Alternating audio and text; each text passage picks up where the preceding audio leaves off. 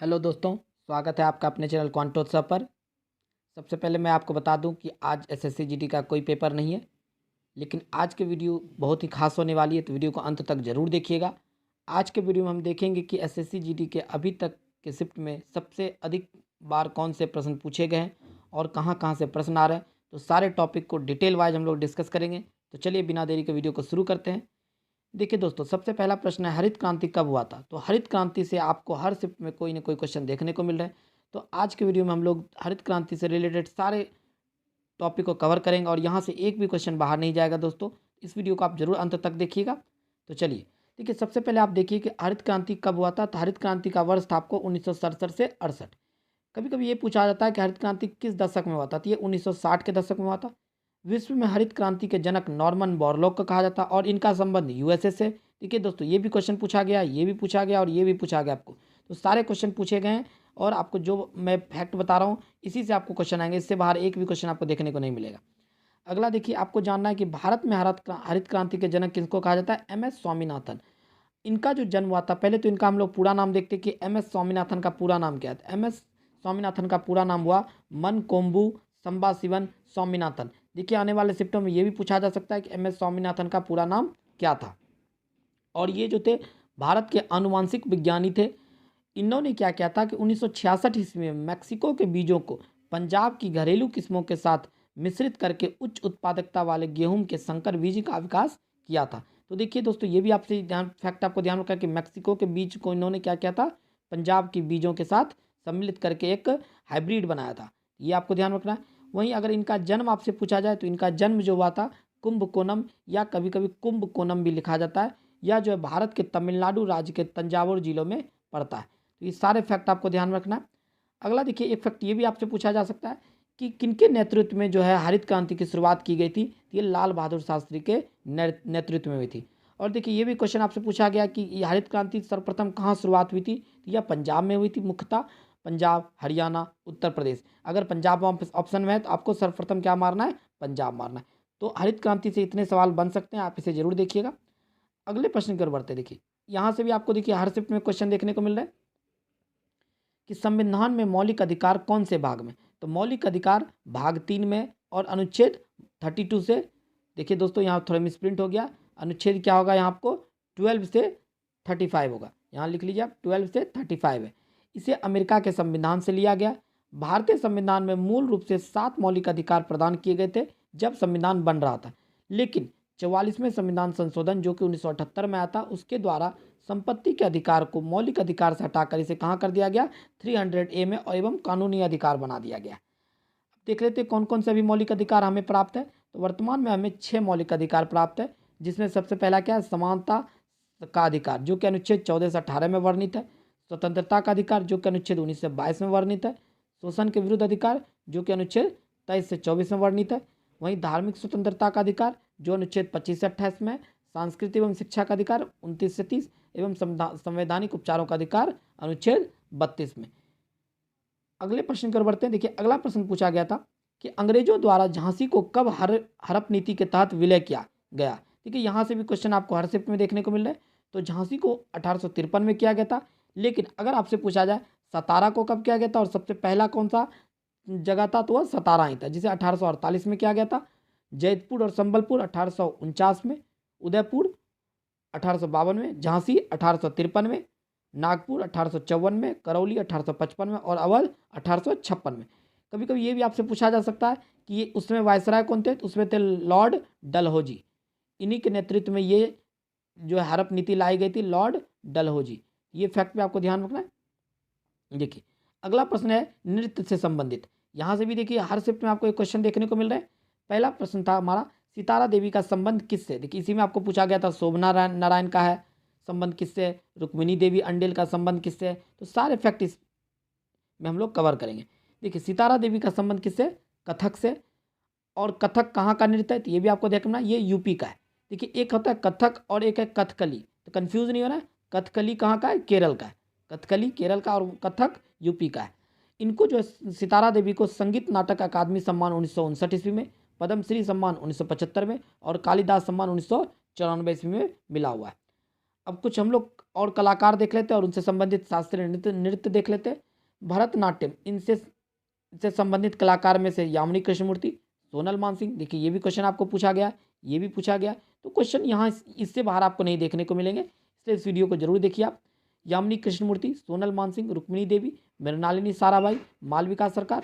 वहीं अगर कुचिपुड़ी का पूछा जाए तो ये सारे इंपॉर्टेंट है, इसे जरूर आप ध्यान रखिएगा।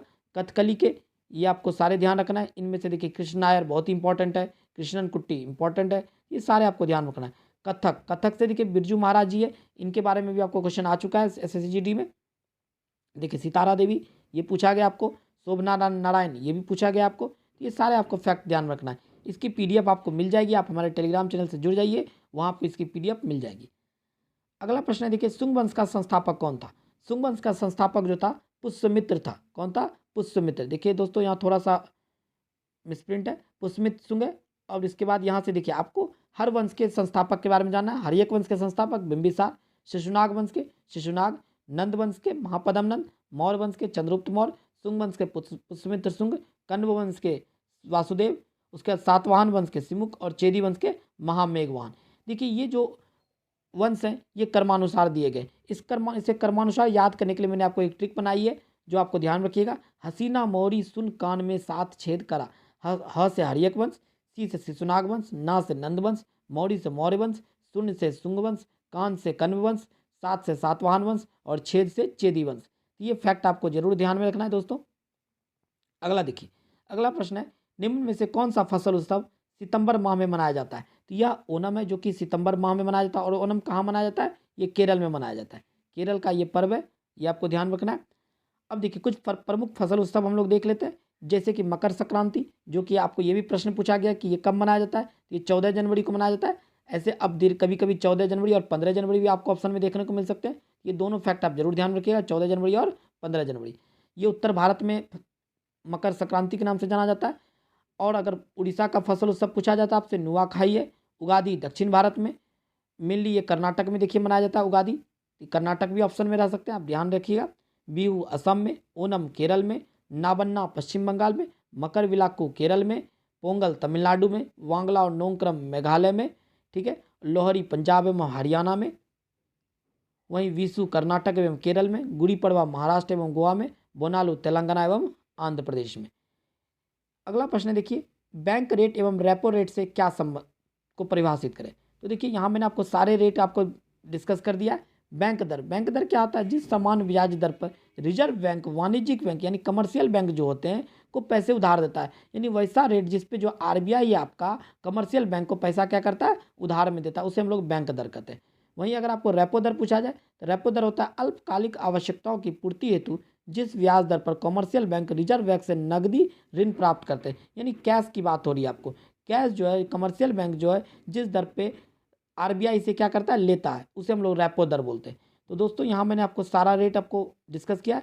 वहीं आपसे देखिए सीआरआर भी पूछा गया था, सीआरआर का आपको फुल फॉर्म भी पूछा गया था। सीआरआर का फुल फॉर्म क्या होता है? Cash reserve ratio. वहीं आपसे एसएलआर, देखिए अगले शिफ्ट में ये भी आपसे जरूर ही 100% पूछा जाएगा किसी न किसी शिफ्ट में कि एसएलआर का फुल फॉर्म क्या होता है। एसएलआर का फुल फॉर्म होता है स्टैट्यूटरी लिक्विडिटी रेशियो, अगर इसे हिंदी में क्या बोलते हैं? वैधानिक तरलता अनुपात। तो देखिए यहाँ मैंने सारे फैक्ट आपको क्लियर किया। उसी तरह अगर पीएलआर का पूछा जाए तो पीएलआर का क्या होता है? Prime landing rate, prime landing rate. ये सारे आपको दोस्तों ध्यान रखना है। वहीं अगर आपसे पूछा जाए कि आरबीआई की स्थापना कब हुई थी, तो आरबीआई अर्थात रिजर्व बैंक ऑफ इंडिया, इसका हेडक्वार्टर कहाँ है? मुंबई में, और इसकी स्थापना 1 अप्रैल 1935 ईस्वी को हुई थी। अगर एसबीआई पूछा जाए, स्टेट बैंक ऑफ इंडिया, इसकी स्थापना 1 जुलाई 1955 में हुई थी। देखिए दोस्तों यहाँ से भी क्वेश्चन आपको हर शिफ्ट में देखने को मिल रहा है। 50 रुपये का नया नोट किस रंग का है? तो 50 नए, हम लोग ने सारे नोट के बारे में पहले डिस्कस करते हैं। देखिए 2000 रुपये, 2000 रुपये के पीछे जो है मंगलयान का चित्र बना हुआ है। ये देखिए ये भी क्वेश्चन आपसे पूछा जा चुका है एसएससीजीडी में। 500 रुपये के पीछे रेड फोर्ट, लाल किला जिसको आप कहते हैं दिल्ली में है। 200 रुपये में सांची स्तूप, 100 रुपये में रानी की वाव, 50 रुपये के पीछे हम्पी का रथ, 20 रुपये के पीछे एलोरा की गुफा और 10 रुपये के पीछे सूर्य मंदिर। ये सारे आपको ध्यान रखना है। सूर्य मंदिर कहाँ आपको? कोणार्क में है। वहीं अगर आपसे पूछा जाए कि 2000 रुपये का नोट जो है उसका कलर क्या है, उसका कलर है मैजेंटा। 500 रुपये का स्टोन ग्रे, 200 रुपये का ब्राइट येलो, 100 रुपये का लेवेंडर कलर, 50 रुपये का फ्लोरेसेंट ब्लू, ₹20 का हरित पीला और सूर्य मंदिर ₹10 का चॉकलेट ब्राउन। अगर आपसे इसका डायमेंशन भी पूछा जा सकता है आने वाले शिफ्टों में, तो डायमेंशन भी मैंने यहाँ आपको मेंशन कर दिया, इसे आप जरूर याद रखिएगा। देखिए इसके लिए भी मैंने आपको एक ट्रिक बनाई है, आपको ध्यान रखना है। ट्रिक से भी आप याद रख सकते हैं आसानी से। मिसेज रास, Mrs M for Mangalyaan, R for Red Fort, S for Sanchi stupa, R for Rani ki Vav, H for Hampi का रथ, ए फॉर एलोरा की गुफा और एस फॉर सन टेम्पल यानी सूर्य मंदिर। तो दोस्तों इसे आप जरूर याद रखिएगा। देखिए एक प्रश्न यहाँ से भी आपको जनरली देखने को मिल रहा है कि विजय हजारे ट्रॉफी का विजेता टीम कौन है। तो ये ईयर वाइज पूछता है, लेकिन मैंने यहाँ पर सारे ईयर ले लिए हैं। देखिए 2016 का विजेता कौन है, तमिलनाडु। अगर उप विजेता की बात की जाए तो बंगाल है। 2017 का विजेता कर्नाटक, उप विजेता सौराष्ट्र है। 2018 का विजेता मुंबई, उप विजेता दिल्ली है। 2019 का विजेता कर्नाटक, उप विजेता तमिलनाडु है। 2020 का विनर कौन है, मुंबई है। उप विजेता आपको उत्तर प्रदेश है। और 2021 का हिमाचल प्रदेश, उप विजेता कौन है, तमिलनाडु है। देखिए दोस्तों एक आपको पॉलिटी से भी यहाँ से क्वेश्चन देखने को मिल रहा है। राष्ट्रपति का निर्वाचन किस देश से लिया गया, तो यह आयरलैंड से लिया गया। यहाँ मैंने आपको संविधान में जो भी वर्ड लिए गए जहाँ जहाँ से लिए मैंने सारे यहाँ मेंशन किए। जैसे देखिए अमेरिका से प्रस्तावना लिया गया, मौलिक अधिकार लिया गया, न्यायिक पुनर्विलोकन लिया गया, संविधान की सर्वोच्चता, निर्वाचित राष्ट्रपति एवं उस पर महाभियोग, वित्तीय आपात और उपराष्ट्रपति। वहीं अगर ब्रिटेन से बात की जाए तो ब्रिटेन से हमने संसदात्मक शासन प्रणाली, एकल नागरिकता एवं विधि निर्माण प्रक्रिया, विधि का शासन और संसदीय विशेषाधिकार लिया और द्विसदनावाद भी। अगर आपसे आयरलैंड पूछा जाए तो आयरलैंड से हम लोगों ने नीति निर्देशक तत्व लिए यानी सिद्धांत, राष्ट्रपति के निर्वाचक मंडल की व्यवस्था, ये हमने आयरलैंड से लिया। ऑस्ट्रेलिया से हमने प्रस्तावना की भाषा ली, कंफ्यूज नहीं होना है, यहाँ से हमने प्रस्तावना की भाषा लिया और अमेरिका से हमने प्रस्तावना लिया। समवर्ती सूची ये भी हमने ऑस्ट्रेलिया से लिया। जर्मनी से हमने क्या लिया, आपातकाल के प्रवर्तन के दौरान राष्ट्रपति को मौलिक अधिकार संबंधी शक्तियाँ जर्मनी से लिया गया। और रूस से मौलिक कर्तव्य लिया गया। आप मौलिक कर्तव्य से भी देखिए क्वेश्चन देखने को मिल रहा है। मौलिक कर्तव्य जो आपको भाग 4A में है, आपको ये ध्यान रखना और अनुच्छेद 51A में याद रखना। तो चलिए दोस्तों इस वीडियो में इतना ही, मिलते हैं अगले वीडियो में।